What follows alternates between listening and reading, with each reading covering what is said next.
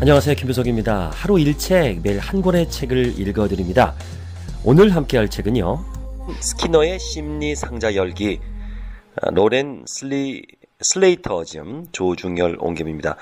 에코의 서재라는 서점에서 나왔는데요.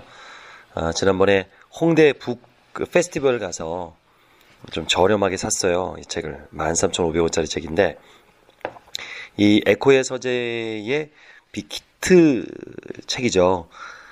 에코의 서재라는 출판사는 이제 주로 외국의 베스트셀러를 번역해서 재미를 주는 출판사인데, 8년 연속 장기 베스트셀러로 우리 이 땅에 그 심리학에 대한 바람을 일으킨 책입니다. 이 제 강의를 들으시는 분들은 이 책만큼은 꼭 사셔야 됩니다. 왜냐면 검증된 책이에요. 그리고 사람의 심리를 알려면 이 책을 보면 좋아요. 그리고 여기 나오는 굉장히 많은 심리학 실험들은 무수하게 많은 책에서 인용되는 것들이에요. 근데 그거를 미스테리하게 아주 흥미진진하게 썼어요. 이 책에는 20세기를 요동시켰던 천재적인 심리학자와 정신의학자 10명이 등장하는데요.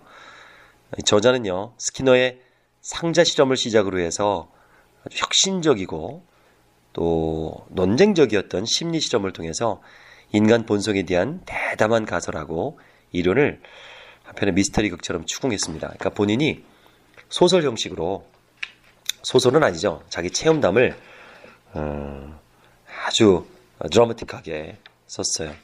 그래서 참 읽으면서 심리 추리 같은 그런 느낌이 들거든요. 꼭 보세요. 후회하지 않으실 겁니다. 제가 시간 나는 대로 단락단락 또 요약해서 소개를 해드릴 테니까요. 더 자세한 것은 책으로 읽어보시기 바랍니다. 가장 많은 비판을 받고 있지만 그의 발견은 날로 기술이 진보해 오늘날에도 또 의미를 갖고 있습니다. 지난번에 제가 소개해드린 마음의 장독법에서는 이 스키너 교수의 행동심리학을 엄청나게 비판하고 있습니다. 비판을 한다는 것은 그만큼 또 영향력이 있다는 거잖아요. 근데 이 스키너라는 사람은 또 오해도 많이 받고 또 왜곡된 부분도 많더라고요. 이 책을 보니까 그녀의 딸을 훈련시키려고 2년 동안 좁고 갑갑한 상대 안에 가두고서 종과 음식 쟁반 등의 강화와 처벌에 관한 것을 모두 집어넣은 후에 그 진행 과정을 그래프로 표시했답니다.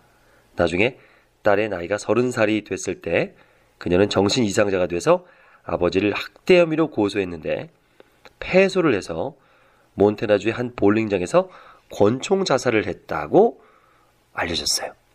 또 사이트에는 그녀를 추모하는 데보라, 우리의 마음은 당신을 향합니다, 이런 기념 사이트도 있고요. 근데 그런 것들이 다 왜곡된 거더라고요. 이 책을 보니까 그런 적이 없어요. 물론 제 딸을 상자 안에 가두고서 실험한 건 맞습니다. 그런데 그 상자라는 게 어느 부모가 아무리 심리학의 미치광이라 그래도 자기 딸을 막 어둡고 컴컴한 그런 상자에 가둬요. 그게 아니라 그 갓난아기 때 놀이방처럼 방을 만들었대요. 그걸 이제 이 책에서 이 저자가 증명해냅니다. 직접 스키너 교수의 딸도 만나고, 물론 그 데보라라는 딸은 못 만났고 그 언니를 만났답니다. 언니를 만나서 그 실험 집도 가보고요. 또 임종했을 때 그 방도 가보고, 임종 직전에 먹었던 초콜릿도 직접 보고, 이빨 자국이 있는 초콜릿도 보고, 그가 썼던 글들 다 읽어보고, 또 딸을 소위 감금했다는, 실험했다는 상자도 이제 보지는 못하고 잡지를 통해서 사진을 봐요. 잡지에도 그걸 실었었거든요, 당시에. 근데 나름 습도도 유지하고 쾌적하고 깨끗하고 놀이방처럼 안락하게 만들었더라고요. 물론 실험한 건 맞답니다. 딸에게 이제 보상과 처벌은 아니고 일정한 보상을 주는 그런 걸 한 건 맞은데 그만큼 열정적인 거죠. 그런 미스테리를 풀어나가는 그런 이야기들이 아주 재밌게 그려져 있는데요. 왜 스키너는 그런 실험을 하게 됐는가? 왜 그랬는가라는 어릴 적 심리 상태, 그의 글들을 보면서 추론해냅니다. 그는 다람쥐를 쳐다보면서 저 바보 같은 침샘 따위가 아니라 살아있는 유기체를 통째로 조건화시키는 건 뭐가? 그러니까 그 어릴 때 이 파브로의 실험 아시죠? 파블로프 실험 유명하잖아요. 교과서에도 나오잖아요. 밥을 줄 때 계속 종을 울리니까 나중에 종만 울려도 개가 침을 흘리더라. 이걸 이제 고전적 조건화 반응이라 그러는데 이게 굉장한 거였죠. 그 당시에는 엄청난 실험이었고 이 파블로프를 이 당대 최고의 심리학자로 올려놨죠. 그걸 보면서 야 이게 다람쥐를 보면서 좀 침샘 같은 거 말고 뭔가 좀 이렇게 침 흘리는 거 이런 거 단순한 거 말고 살아있는 유기체를 통째로 이렇게 조건화시키는 건 없을까? 이런 것을 생각을 했대요. 반사적이지 않은 행동을 만들어낸다는 것이 과연 가능한가? 라는 것을 어릴 때부터 고민을 했답니다. 대단한 친구죠. 그래서 이제 쥐실험을 한 거예요. 그 쥐에게 음식을 보상해 줄 경우 지렛대를 누르는 방법을 얼른 배운다는 사실을 알아냈습니다. 자, 파블로프가 종소리라는 선행 자극에 반응하는 행동을 집중했다면 스키너는 음식이라는 결과에 반응하는 행동에 집중했어요. 그러니까 파블로프는 이제 종 쳤잖아요. 근데 이건 이제 음식 갖고 한 거죠. 굉장히 많은 실험을 했습니다. 그러니까 이제 쥐들이 어떤 걸 발견했냐면 지렛대를 누르는 쥐들에게 음식이라는 보상을 지속적으로 제공한 이 스키너는요, 고정 비율 계획이라는 명백한 실험을 시도했어요. 명명한 실험을 이름을 지은 고정 비율 계획이라고 이름 지은 실험을 시도했어요. 이 실험에서 쥐들은 지렛대를 3번 눌러야 음식을 얻을 수 있었습니다. 아니면 5번 또는 20번이거나 자신이 쥐라고 생각해 보십시오. 처음에는 지렛대를 한 번 누를 때마다 음식이 나왔습니다. 그러다가 다시 누르자 이번에 음식이 나오지 않는 거예요. 3번 누릅니다. 나오지 않습니다. 다시 눌러요. 이번에는 은색 주둥이를 통해서 음식이 굴러떨어집니다. 그럼 쥐는 그것을 입에 넣고 사라집니다. 시간이 흐르면 음식을 얻기 위해서 찾아가서 분홍색 발바닥으로 지렛대를 누르는 일이 결코 귀찮지 않습니다. 지렛대를 3번 누르면 음식이 생깁니다. 이처럼 우연적인 강화는 동물의 대응 방식을 뒤바꾼다고 주장했습니다. 자, 뿐만 아니라 스키너는요, 고정간격 계획과 소거라고 이름을 붙인 실험도 실시했어요. 쥐의 행동을 소멸시키는 실험에서는 강화 요인을 완전히 제거하기도 했습니다. 그게 무슨 얘기냐면 쥐들에게 음식이라는 보상을 더 이상 주지 않으면 먹을 것이 우르르 쏟아지는 소리가 들려도 지렛대를 누르지 않는다는 것을 발견한 거예요. 자, 또한 상자에 기록계를 붙인 후에는 쥐들이 음식을 정기적으로 제공받을 때 반응을 배우기까지 걸리는 시간을 그림으로 선명하게 표시할 수 있었고요. 보상이 돌연 중단됐을 때 반응이 소멸되기까지 걸리는 시간도 나타낼 수 있었습니다. 그는 바뀐 환경에서 달라지는 비율을 정확히 측정해서 한 생명체가 어떻게 학습을 하고 우리가 그 학습 결과를 어떻게 예측 통제할 수 있는가에 관한 수량화가 가능한 데이터를 만들어냈습니다. 행동의 예측과 통제라는 성과와 더불어서 통계학 분포도와 막대 그래프 그리고 수학이 동반되는 진정한 의미의 행동과학이 탄생한 것이죠. 스키너는요, 중요한 의미를 내포하는 다차원적인 실험을 실시한 최초의 인물이 됐습니다. 그전에는 그냥 하나의 반응을 하면 하나의 결과였는데 여러 가지 다방면에서 실험을 해서 결과를 도출해냈죠. 자, 이 책을 보면 이제 그런 얘기들이 되게 많이 나와요. 그러니까 이 스키너는 얼마나 이런 그 조건화 반응에 대해서 집착을 했는지 알 수 있죠. 이걸 이제 사람에 적용한 게 이제 행동주의예요. 사람들은 보상이 있어야 움직인다. 그렇게 해서 획일화시키고 또 어떻게 보면 우리의 교육 자체가 1등을 하면 뭘 주고 뭘 하면 주고 이렇게 항상 스티커를 주고 이런 것들이 이제 행동 심리학에서 나온 거거든요. 보상이 있으면 사람이 움직인다. 연봉을 많이 주면 일을 열심히 한다. 이런 것도 어떻게 보면 행동주의죠. 그래서 근데 그것들이 지금 요즘 많이 깨지고 있습니다. 그 마음의 작동법이라는 책을 보면 보상은 오히려 동기를 깎아내린다. 그러니까 기계적으로 움직이는 거지 자발적으로 하지 않기 때문에 결국에는 오래가지 못한다라는 부분으로 엄청나게 깎아내리고 있죠. 근데 행동주의가 아예 뭐 완전히 틀린 것 같지는 않아요. 워낙 이 행동주의가 사실 모순이 있기 때문에 모든 것을 다 행동주의로만 표현을 하기 때문에 문제가 있는 거죠. 그래서 이 스키너에 대한 안 좋은 비판들 뭐 이런 부분들을 이 저자는 제가 보니까 스키너 팬이네요. 근데 스키너의 영향을 받은 많은 이론들이 있는 게 사실입니다. 그 이론 덕분에 다른 학문들이 발전을 했고요.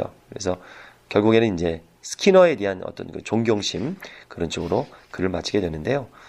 저도 그 마음의 작동법이라는 책을 읽으면서 스키너의 이론에 대해서 굉장히 부정적이었는데 또 한편으로 또 이 사람이 있었기 때문에 또 심리학이 발전을 했고 또 행동심리가 우리에게 또 좋은 영향을 미친 부분도 있지 않았을까라고 정리를 해봅니다. 자, 여기서 마치고요. 2장으로 넘어가겠습니다. 스키너의 심리상자 열기 함께합니다. 2장, 사람은 왜 불합리한 권위 앞에 복종하는가? 스탠리 밀그램의 충격기계와 권위에 대한 복종. 심리학 책을 조금이라도 보신 분이라면 밀그램 실험에 대해서는 많이 아세요. 다큐멘터리도 많이 나왔고요.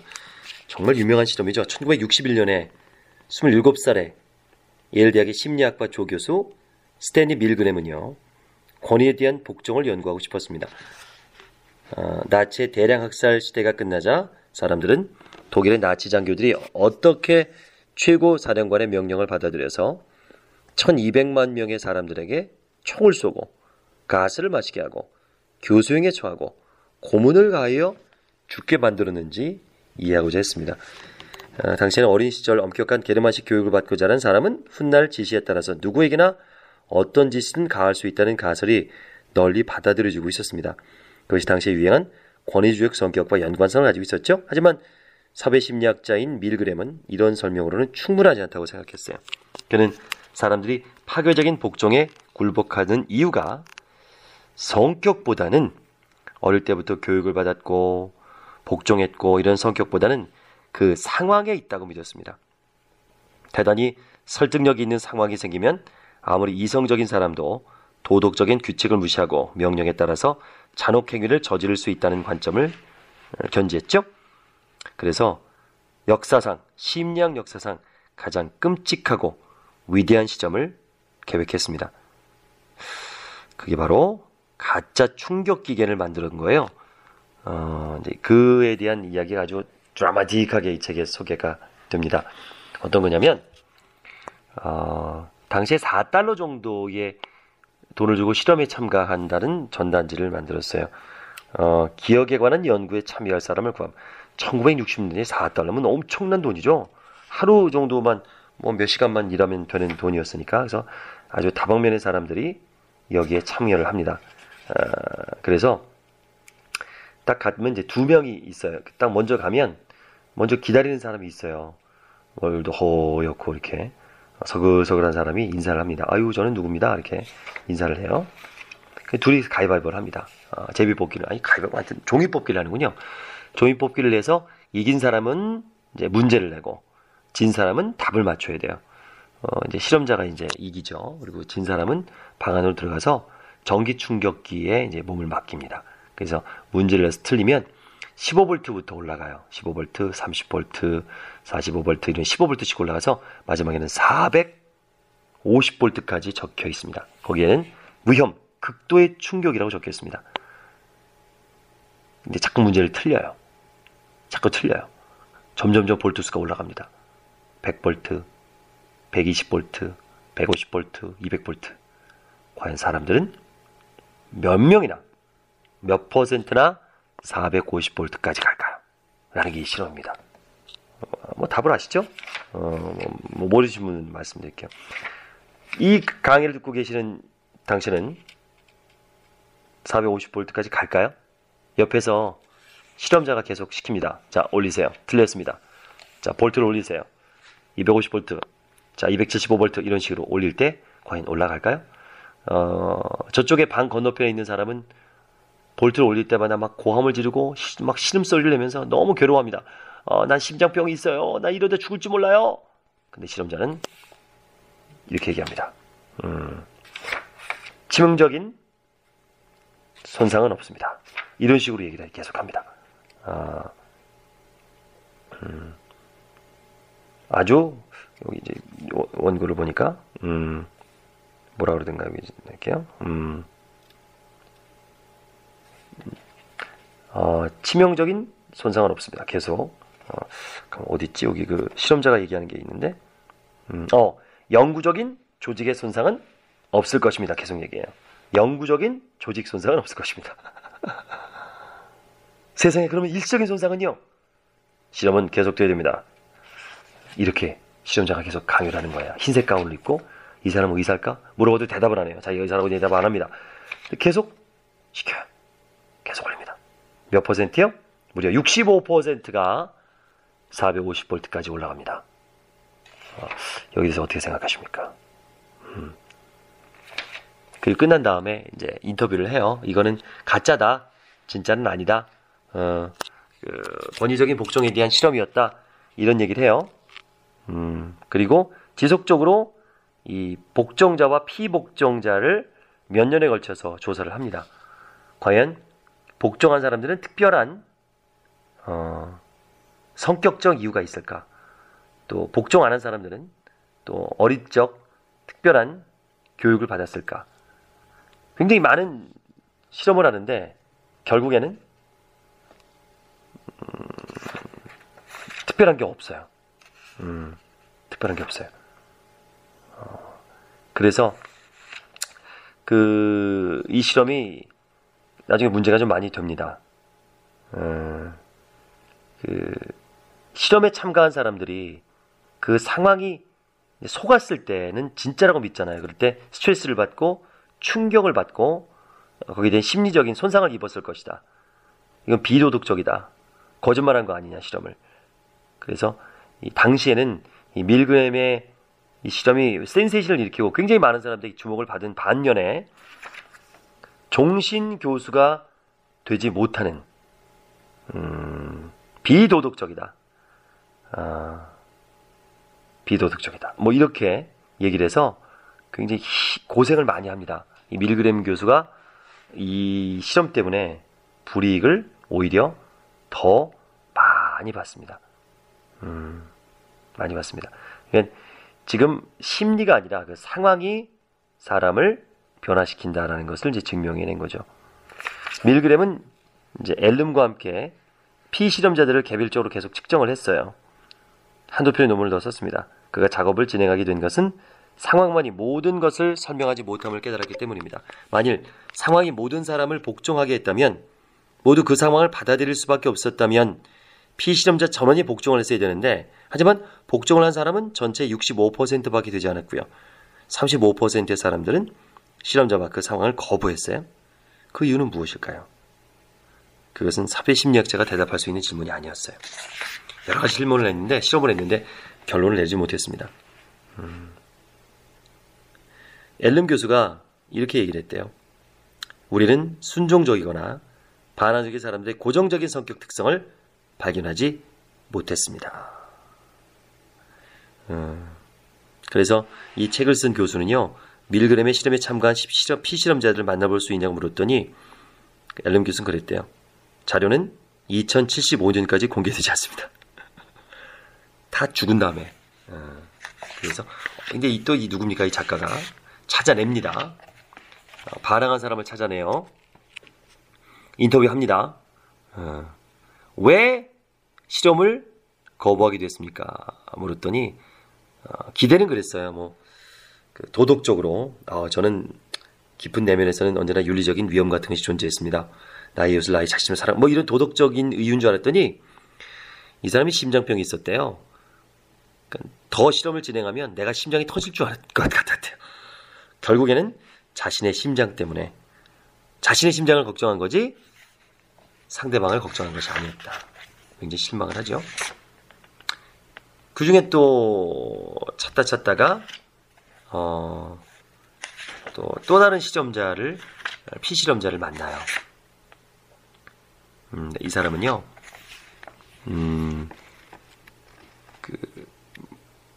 뭐라 그러죠? 그 동성애자였어요. 동성애자. 근데 이 밀그램의 실험에 참가하고서 충격을 받고 자신의 가치관이 바뀌었대요. 더 이상 권위에 복종하지 않으리라. 그전에는 이 동성애자라는 것을 숨기어야 되고 사람들 권위에 따라서 했는데 그거에 대한 이제 권위가 이렇게 무서운 거고 이러면 안 된다는 생각을 해서 가치관이 바뀌었답니다. 그래서 이 동성애라는 것을 알리고 반전주의자가 되고 이렇게 바뀌었답니다. 그 사람에 대한 인터뷰 얘기가 또 있어요. 자, 동성애 선언을 하기 위해서 많은 힘이 필요했어요. 그래서 힘을 길렀죠. 전 제가 권위 얼마나 병적으로 취약한가를 보았습니다. 이 사람은 끝까지 450볼트까지 올렸거든요. 자기 자신에 대한 실망을 한 거죠. 그래서 변신을 했습니다. 자, 이 실험을 보고서 우리는 좀 고민을 좀 해봐야 됩니다. 과연 나는 65%일까? 35%일까? 내가 35% 안에 든다고 해도 정말 그 사람을 위해서 그런 걸까? 아니면 나를 위해서 그런 걸까? 자, 달리바 라탄에는 두 번째 실험을 합니다. 구멍이 뚫린 방에서 이루어졌어요. 두 심리학자는요, 배우 역할을 맡은 두 명의 대학생과 아무것도 모르는 피실험자 한 명을 모집했습니다. 그리고 방 안에 세 명의 대학생이 모여 앉아서 대학생활에 관한 설문지를 채우도록 했어요. 실험이 시작되고 몇 분 후 두 명의 심리학자는 방 안의 구멍 사이로 인체에 무해한 가짜 연기를 흘려보냅니다. 한번 상상해보세요. 연기는 천천히 스며들었지만 순진한 피실험자가 알아채지 못할 정도는 아니었습니다. 두 명의 공모자는 미리 아무렇지도 않은 척하면서 설문지를 계속 채우라는 지시를 받았습니다. 그들은 지시대로 행동했고 연기는 크림처럼 짙고 빠르게 새어나오기 시작했습니다. 연기는 마침내 옆 사람의 형체와 얼굴조차 흐릿하게 만들었죠. 기침이 나올 정도로 자극도 심했고요. 피실험자는 놀라운 표정을 지으며 갈수록 짙어지는 연기와 아무렇지도 않은 표정을 한 공범자의 얼굴을 번갈아 쳐다봤습니다. 그리고 당황스러워하면서 설문지를 다시 채워나갔죠. 몇 명의 피실험자들은 구멍에 다가가서 안을 들여다보고는 전혀 신경 쓰지 않는 공범자들의 얼굴을 쳐다본 후에 다시 자리에 돌아가 설문지를 채웠습니다. 얼마나 이상한 일입니까? 일부 피실험자들은 구멍에서 연기가 나오는 것이 이상하지 않느냐고 물어봤지만 공범자들은 어깨를 으쓱 올리면서 질문을 무시해버렸습니다. 전체 실험이 진행되는 동안 단 한 명의 피실험자만이 복도 끝에 있는 실험자에게 연기가 난다고 4분 만에 보고를 했고요. 실험이 끝날 때까지 연기가 난다고 보고한 사람은 단 3명뿐이었고 그 나머지 학생은 전혀 보고를 하지 않았습니다. 보고를 하지 않은 피실험자들은 실제로 존재하는 증거보다 공모자들의 사회적 신호를 토대로 이 비상사태가 인체에 무해한 에어컨의 오작동에 일한 것이라고 해석했을 겁니다. 그들은 머리와 입술 위에 미세한 흰막이 생길 정도로 오랜 시간이 흐르고 나서 조사자가 방 안에 들어와 실험을 종료할 때까지 주술에 걸린 것처럼 가만히 앉아 있었습니다. 참 어이섭죠? 인간은 대열을 무너뜨리니 차라리 자신의 목숨을 내놓는 존재라는 것, 생존보다 사회적 예절을 더 중시한다는 것을 나타내는 것 같아요. 이건 우리가 알고 있는 것과 너무 상반되죠. 매너는 결코 사소한 것이 아닙니다. 그것은 욕정보다 강하고 두려움보다 원초적이죠. 달리바 라타네가 피실험자 단 한 명을 연기나는 방 안에 두고 실험을 했을 때는 모두 다 그것을 비상사태로 파악하고 이 사실을 당장 보고했습니다. 우리가 예배를 가면 바구니를 돌리잖아요. 바구니가 처음 오자마자 들여다보면 그 안에 돈이 들어있어요. 왜 그럴까요? 바텐더들이 영업을 시작할 때 손님들이 팁을 놓고 가는 유리컵 안에 5달러나 10달러짜리 지폐를 넣어둡니다. 거리의 거린도 돈을 넣어놓고 국어를 시작합니다. 사람들 먼저 간 손님들이 얼마를 줬다고 생각하고 똑같이 행동하기 때문이겠죠? 우리는 모두 모방에 의해서 움직이는 존재인 것입니다. 자, 달리와 라타네의 실험은 비교 행동학자들에게 영감을 줘서 야생동물들도 이와 비슷한 경향을 보이는지 살펴보게 만들었습니다. 가령 기린은 나무 꼭대기에 먹을 것을 따먹기 전에 옆을 자주 쳐다보는가? 영장류 동물들은 앞으로 달려나가기 전에 무리의 반응을 살펴보는가? 여기서 잠시 칠면조에 관한 이야기를 해보겠습니다. 어미 칠면조는 새끼들이 칠면조 특유의 울음소리를 낼 때에만 보살펴줍니다. 만일 그 새끼가 그 울음소리를 내지 못하면 어미가 먹이를 달라는 신호를 못 알아들어서 굶어 죽고 맙니다. 과학자들이 칠면조의 포식자인 족제비에게 새끼 울음소리를 녹음한 녹음기를 붙여놓았을 때도 어미 칠면조는 모성애를 발휘하느라 결국 거친 야수에게 잡아먹히고 말았습니다. 그만큼 사회적 신호의 영향력은 막강하죠. 비교행동학자는 조류와 같은 동물에게 발견되는 사회적 신호나 행동의 고정된 패턴은 두뇌별의 일부를 구성하기 때문에 그것이 본능적인 반면에 인간 안에서는 그것이 다른 곳에 위치해 있고 학습의 산물로 생기는 것이기 때문에 그렇지 않다고 주장합니다. 과학자들은 어떤 특정한 암시를 받는 유전자가 인간에게는 있지 않다고 믿습니다. 하지만 그럴 수도 있을 것 같아요. 이 저자는 첫 임신을 했을 때 내가 의식적인 지시를 전혀 내리지 않아도 완전히 독립적인 새 생명체가 내 몸에서 만들어지는 사실에 충격을 받았습니다. 내가 무엇을 어떻게 해야 하는지 어떻게 알았을까? 나중에 알게 된 사실이라면 세포들끼리 끊임없이 대화를 주고받으며 화학적 신호를 서로 전달하고 연쇄적인 사건들이 발생했고 또 시간이 흐르면서 인간을 이루는 특정 부위가 생성되어 복잡한 전체가 만들어진다는 것입니다. 하나의 단일 세포가 다른 세포에게 신호를 주고 그 세포가 다른 세포를 건드려 인간의 가슴과 손과 혀와 뼈가 만들어지고 또 미세한 흰 선들이 모여서 마침내 비단 같은 피부가 씌워지는 것입니다. 이 모든 신호가 제대로 작용해서 건강한 딸을 낳았다 그러죠? 자, 넘어가서 그러면 우리가 어떤 집단에게 사회적 신호와 다수의 무시 그리고 방관자 효과에 관한 교육을 실시한다면 아까 했었던 그런 살인사건에서 똑같은 일이 벌어지지 않도록 미리 예방할 수 있지 않을까요? 몬테나 대학의 사회과학자인 아서 비먼 교수는 1979년에 8,000단어로 이루어진 20쪽 남짓한 논문을 발표합니다. 그의 연구에 따르면 우리가 중요한 것을 얼마나 쉽게 놓치고 지나갈 수 있는지 깨달으면 해석의 오류를 저지를 가능성이 훨씬 낮아진다는 겁니다. 자, 비먼은 대학생 집단을 모집해서 그들에게 달리브 나타네의 간질과 연기 실험을 녹화한 필름을 틀어줬습니다. 그 녹화 테이프에는 남을 돕는 행위가 다음에 5단계로 뚜렷하게 구분되어 있었습니다. 첫째, 사건의 목격 단계. 도움을 줄 사람은 사건을 목격해야 한다.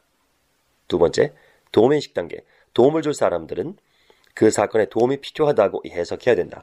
3. 책임인식 단계. 도움을 줄 사람은 개인적인 책임의식을 느껴야 한다. 4. 행동 결정 단계. 도움을 줄 사람은 취해야 할 행동을 결정해야 한다. 5. 행동 단계. 도움을 줄 사람은 이제 행동을 취해야 한다. 필름을 보고 훌륭한 시민의식을 기르기 위해서 필요한 단계가 무엇인지 깨달은 학생들은 교육을 받지 못한 사람들보다 2배 이상 도움을 주는 경향을 보였습니다. 필름을 보거나 교육을 받은 사람들은 얼음 위에서 미끄러진 여성이나 갑자기 발작을 일으키는 간질 환자에게 도움의 손길을 내밀었습니다. 그것은 장소를 불문하고 생긴 일이었어요. 만일 우리가 교육을 통해 남을 돕고 위기를 관리하는 능력을 효과적으로 기를 수 있다면 왜 국가 차원에서 그런 교육을 지속적으로 시키지 않는가 하는 의문이 들지 않을 수 없습니다. 응급조치를 가르치듯 그것을 필수 과목으로 만들거나 공익광고로 홍보하면 쉽지 않을까요? 우리가 해야 할 아주 간단한 5가지라는 제목을 말입니다. 특히 요즘처럼 온 나라가 중요한 굴곡을 겪고 있을 때는 우리 모두 알고 있어야 합니다. 맞습니다. 스키너의 심리상자 열기, 스키너의 심리상자 열기 4장, 사랑의 본질에 관한 실험, 해리 할로의 애착 심리학에 대해서 말씀드릴게요. 해리 할로의 가짜 원숭이 실험은 참 유명합니다. 우리나라에도 스킨십, 애착에 대한 그런 다큐멘터리가 나올 때 저도 본 기억이 나요. 유아기의 원숭이들은 우유를 품고 있는 금속 재질의 가짜 어미보다도 부드러운 천으로 만든 가짜 어미를 더 선호하는 것을 보여준 것이죠. 그리고 이 연구 결과를 토대로 스킨십과 관련된 모든 과학이 탄생했습니다. 수많은 장면이 촬영된 그의 섬뜩한 실험은 우리의 인생에서 근접성의 힘이 얼마나 중요한지를 강조합니다. 할로, 참 어린 시절에 많이 좀 불우하게 자랐더라고요. 평생 심한 우울증을 앓았답니다. 어렸을 때도 중서부 지역을 지나는 겨울 동안 메마른 땅, 흐릿한 날씨, 햇살이나마 겨우만 오후 4시가 돼서야 비치는 그런 황량하고 거친 곳에서 어린 시절을 보냈어요. 그런 우울한 그런 어린 시절 얘기가 나오네요. 또 그는 페어필드 카운트 고등학교를 졸업한 후에 1년 동안 리드 대학에 다니다가 스탠퍼드 대학으로 옮겨가서 대학과 대학원 생활을 마칩니다. 할로는 언어 장애가 좀 있었어요. 말을 좀 잘하지 못했습니다. 그래서 언변이 뛰어난 사람들 사이에서 이야기하는 것을 좀 부끄러워했고요. 그래서 그런지 연구에만 미친 듯이 매달렸죠. 그때 이제 터먼 박사를 만납니다. 터먼 박사의 조수로 있었어요. 당시 영재아를 연구하는 저명한 지능지수 IQ 연구자 루이스 터먼과 함께 연구작업을 했습니다. 터먼 박사가 이렇게 충고를 하는 거예요. 성을 이스라엘이 아닌 다른 것으로 바꾸셔. 그럼 그렇게 했더니 그래서 성을 이제 이스라엘에서 이제 할로로, 지금의 할로로 바꿨죠. 그리고 1930년에 터먼 교수의 도움으로 위스콘신 대학에서 일자를 구합니다. 터먼 박사의 딸 클라라 미우스와 결혼을 하게 돼요. 이 터먼 교수는 두 사람이 결혼할 무렵에 다음과 같은 축하 편지를 보냈답니다. 나는 클라라의 놀라운 유전적 특성이 심리학자 해리의 높은 생산성과 결합되는 것을 보게 되어 기쁘어. IQ 155 대단하죠. 무슨 결혼이 아니라 뭐 교배하는 것 같아요. 자, 이렇게 이제 클라라와 결혼한 박사는 할로 박사는 이제 원숭이 연구를 합니다. 원숭이 연구를 시작하면서 새끼를 어미와 동료 원숭이에게 격리시키고요. 그것이 이제 그에게 명성을 가져뒀죠. 처음에는 그는 원숭이의 두뇌를 연구하였으나 점차 원숭이의 마음을 관찰하게 되면서 의문이 생겼습니다. 격리된 새끼 원숭이들이 우리 바닥을 덮는 천수건에 꼭 붙어 떨어지지 않으려고 했던 거예요. 새끼들은 수건 위에 들어누워서 고사리 같은 손으로 수건을 꼭 붙들미었고요. 그것을 치우려면 버럭 성을 했습니다. 그때 이제 느낌이 온 거죠. 이제까지는 그 부모의 역할은 사랑은 음식을 주고 베풀어 주고 뭐 이렇게 먹이는 거, 그러니까 먹는 거가 되게 중요하다고 생각을 했어요. 근데 그게 아니다. 이제 스킨십에 대한 것을 발현하는 거죠. 그냥 철사로 이제 어미를 만들고 거기에 젖병을 꽂아놨어요. 가슴에다가. 그리고 한쪽에는 천으로, 부드러운 천으로 어미를 만들었죠. 가짜 어미를. 근데 항상 새끼들은 그 천어미에만 붙어 있는 거예요. 철사 어미는 이제 밥 먹을 때만 가고, 그걸 보고서 느낀 거죠. 이 스킨십이 중요하구나. 붉은 털 원숭이는 인간과 94%의 유전자를 공유하고 있습니다. 이것을 달리 표현하면 인간의 94%는 붉은 털 원숭이, 나머지 6%는 인간이라는 의미죠. 계통 발생도를 좀 더 올라가 보면 인간의 98%는 오랑우탄, 99%는 침팬지라고 합니다. 그러니까 인체의 극소량만이 순수한 인간인 것이죠. 심리학 연구자들이 오랫동안 유인원 실험에 강하게 이끌린 것도 이런 이유 때문인 것 같아요. 그의 그 실험에 의해서 더 이상 아이들은 입맛이 아닌 스킨십으로 사랑을 느낀다라고 이제 발표를 한 거죠. 그 할로가 이런 얘기를 하기 전에 1930년대, 50년대까지만 해도 자녀를 냉정하게 키우던 시대였습니다. 저명한 소아과 의사 벤저민 스포크 박사는 아이들에게 시간에 맞춰서 음식을 주라고 충고했고요. 스키너는 강화와 처벌이라는 기존의 패턴대로 아이들을 이해했습니다. 아이의 울음을 그치게 하려면 안아주어서 보상을 주어서는 안 된다는 것이었어요. 존 웨스는 자녀 양육서에 다음과 같은 구절을 남겼습니다. 아이의 욕구를 지나치게 충족시켜줘서는 안 됩니다. 밤에 잘 자라는 키스도 해주지 마십시오. 대신 아이의 방에 불을 끄기 전에 간단한 인사와 함께 손을 흔들어 주십시오. 라고 얘기했어요. 근데 할로는 그 말도 안 되는 얘기다. 스킨십이 중요하다. 처음에 할로는 그런 발표를 했어요. 뭐 이제 이거를 그 영상 찍은 거 해가지고 대학 발표에서 뭐 센세이션을 일으켰죠. 처음에는 그 양육에서 굳이 엄마가 안 해도 부드러운 스킨십을 해주면 된다. 엄마가 없어도 처음에 그런 발표를 했습니다. 더 이상 엄마를 필요하지 않는다. 엄마가 이제 이래도 된다. 아이에게는 부드러운 뭐 인형이라든가 또 이런 스킨십만 뭐 다른 사람이 해주면 되지 엄마는 필요 없다. 이렇게 처음에는 얘기를 했어요. 하지만 그 원숭이들이 커가면서 문제를 일으켰습니다. 천으로 만든 어미는 친어미와 다름없고 스킨십이 원숭이의 마음이 중요한 역할을 했지만 이듬해가 되자 천어미 밑에 자란 원숭이들이 제대로 성장하지 못했음이 발견된 겁니다. 할로가 천어미 밑에서 자란 원숭이들을 골라서 놀이와 짝짓기를 시키려고 했을 때 새끼들은 폭력적이고 반사회적인 반응을 보였어요. 암컷은 수컷을 공격했고 제대로 된 성체위가 어떤 것인지 전혀 알지 못했습니다. 그중 일부는 몸을 흔들고 자신을 물어뜯었으며 팔 위에 난 상처를 벌려서 털 사이로 시뻘건 피가 솟아나게 하는 등 자폐적 증상을 보이기 시작했습니다. 감염증도 생겼고요. 천어미 밑에 자란 원숭이들은 자신의 손을 통째로 씹어먹었습니다. 할로는 매우 심각한 일이 벌어졌음을 깨달았어요. 그리고 실수를 인정했습니다. 우리는 어미 노릇에 또 다른 변수가 작용하고 있다는 것을 알게 됐습니다. 스킨십이나 얼굴만이 문제가 아니었죠. 우리는 그것이 움직임과도 관계가 있다는 가설을 세웠습니다. 그리고 움직이는 가짜 어미를 만들었죠. 그러자 그 밑에서 성장한 새끼들이 완벽하지는 않았어도 거의 정상적으로 성장했습니다. 우리는 새끼 원숭이에게 몸을 흔드는 가짜 어미를 갖다주고 하루 30분 동안 살아있는 원숭이와 놀 수 있게 해줬어요. 그러자 새끼 원숭이는 완전히 정상이 됐습니다. 이것은 결국 사랑에 작용하는 변수가 3가지 있다는 것을 의미하죠.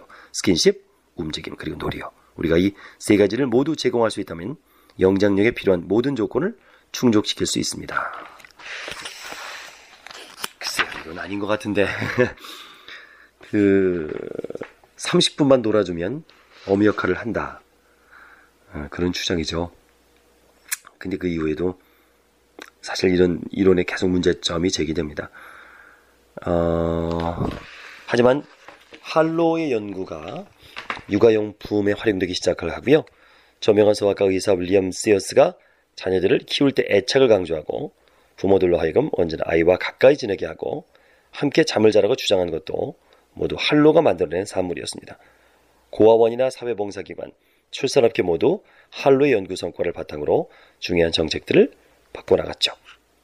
산부인과 의사들이 갓 태어난 아기를 산모 배 위에 바로 올려주는 방법을 터득한 것도 부분적으로 할로의 덕택이었어요. 뿐만 아니라 고아원 관계자들은 아이들에게 젖병을 물려주는 것만으로도 충분하지 않다는 것을 알게 됐고요. 버려진 아이들을 안아주고 흔들어주고 봐주고 웃어줄 필요가 있었습니다. 우리는 애착을 연구한 할로와 그의 동료들 덕택에 인간이 됐습니다. 우린 비로소 스킨십 과학을 완전히 터득하게 됐지만 그 일부는 잔인함에서 비롯된 거죠. 왜? 그 원숭이들의 그 희생 얼마나 불쌍합니까? 억지로 부모로부터 떨어지는 원숭이들, 그리고 성장을 제대로 못해서 자폐가 되는 원숭이들. 또 할로가 이런 실험도 했어요. 정상적으로 자라지 못했잖아요. 천어미에게 자란 원숭이들이. 과연 그런 원숭이들은 자녀 양육을 어떻게 할까? 그게 또 궁금한 거예요. 근데 짝짓기를 못하는 겁니다. 수컷이 오면 막 핥히는 거예요. 암컷 원숭이가. 정상적이지 않은 거죠. 그래서 소위 참 이런 얘기 있어요. 이 책에 강간침대. 암컷들을 묶어놓고 수컷들이 그 위에 올라타게 한 거죠. 그래서 임신을 시켜요. 근데 어미의 일부는 새끼들을 죽였고요. 일부는 냉담한 태도를 보였고 정상적으로 행동한 어미는 단지 몇 마리 뿌렸답니다. 이 동물 애호가들은 이 할로를 비난을 하죠. 과연 동물 실험이 정당한 거냐? 동물의 희생으로 인간의 생명이 더 귀하기 때문에 동물을 희생시켜도 된다라는 1월은 정말 그만큼 우리 인간이 동물보다 정말 중요하냐, 이런 논쟁을 하게 되죠. 이 책을 쓴 작가도 많은 고민을 합니다. 그 강간침대 이런 이야기들, 또 목을 죄는 족쇄들, 또 뇌 실험 이런 것들. 자, 할로의 아내는 1970년에 세상을 떠납니다. 암으로 세상을 잃어요. 그 이후에 할로는 많이 힘들어합니다. 피로감을 느끼고 더욱 우울증에 시달리고 더더욱 붉은통 원숭이의 시험에 몰두하게 되죠. 본인이 우울증에 이제 고민을 했으니까 무엇이 우울증을 일으키고 치유하는지 궁금했어요. 경직된 검은 박을 지어서 원숭이를 거꾸로 매단 채 길게는 2년까지 몸을 움직이지도 세상을 보지도 못하게 만들었습니다. 음식은 V자 모양으로 생긴 장치 및 쇠창살을 통해서 먹도록 했고요. 할로는 이 장치에 절망의 우울이라는 이름을 붙여줬습니다. 실제로 그 장치는 원숭이의 정신을 돌게 만드는 데 성공했어요. 장치에서 풀려난 원숭이는 몇 달 또는 몇 년 후에 창난 증세를 보이면서 정신 이상에 빠졌습니다. 할로가 어떤 짓을 해도 원숭이의 정신은 돌아오지 않았어요. 치료약은 없어 보였습니다. 그들이 의사소통을 하고 위안을 받을 방법이 존재하지 않았어요. 결국 할로는 파킨슨 병으로 죽었습니다. 그는 죽을 때까지 몸떨림을 멈추지 못했어요. 지금도 유인원 실험실이 있습니다. 그 할로의 위스콘신 주에는 할로의 유인원 실험실이 있답니다. 약 2,000마리의 원숭이들이 기거하고 있대요. 저자는 그 실험실에 방문해서 원숭이를 안아봅니다. 원숭이 떨고 있죠. 겁이 떨어서. 참 불쌍해요. 인간을 위해서 희생되는 원숭이. 그로 인해서 우린 사랑에 대해서 배우고. 도움이 되셨나요? 참 아이러니합니다. 구독과 알람 눌러주세요. 그럼 매일 올라오는 영상을 자동으로 받아보실 수 있습니다.